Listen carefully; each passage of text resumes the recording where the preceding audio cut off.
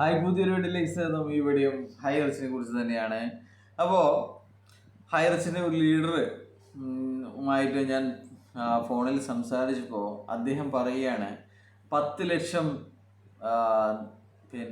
കുടുംബങ്ങൾ, 10 ലക്ഷം ആൾക്കാരുടെ കഞ്ഞിയിൽ നീ മണ്ണ് വാരി ഇടുന്നു, അങ്ങനെയാണ് ഇങ്ങനെയാണ്, ഇത് നിർത്തണം എന്നൊക്കെയാണ് അദ്ദേഹം പറയുന്നത്. ഞാൻ പറഞ്ഞു, എവിടെയാണ് 10 ലക്ഷം ഉള്ളത്? വെറും 37,000 ആൾക്കാർ മാത്രമേ ഇതിലുള്ളൂ എന്ന് പറഞ്ഞു. അന്നേരം അദ്ദേഹം പറയുകയാണ്, നമ്മുടെ വക്കീല് കോടതിയിൽ പറയുന്നത് നീ കേട്ടിട്ടില്ലേ, 10 ലക്ഷം ആൾക്കാരുണ്ട് എന്ന്. ഞാൻ പറഞ്ഞു, കോടതിയിൽ അങ്ങനെ വക്കീൽ പല കളവുകളും പറയും.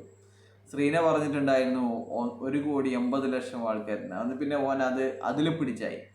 1,80,00,000 എന്ന് പറഞ്ഞിട്ടില്ല എന്നും 1,80,00,000 ഐഡിയ ആണ് പറഞ്ഞതെന്നുമുള്ള സാധനം. പിന്നെ നമ്മൾ അങ്ങോട്ടും ഇങ്ങോട്ടും പലതും പറഞ്ഞു.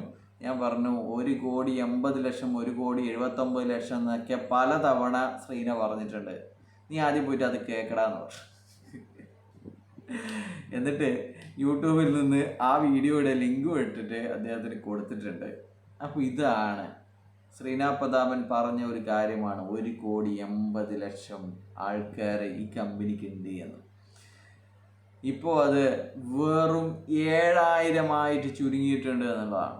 വെറും 7,000, 37 പോയിട്ട് 30,000 ആൾക്കാർ പോയി. 7,000 ആൾക്കാർ മാത്രമേ ഇതിനെ ഫോളോ ചെയ്യുന്നുള്ളൂ എന്ന് നമുക്ക് വ്യക്തമായി മനസ്സിലാക്കാൻ പറ്റും. 7,000 ആൾക്കാർക്ക് മാത്രമേ ഇപ്പോൾ യൂട്യൂബ് റെക്കമെൻഡേഷൻ കൊടുക്കുന്നുള്ളൂ എന്നാണ് എൻ്റെ ഒരു അനാലിസിസിൽ നിന്ന് മനസ്സിലാകുന്നത്.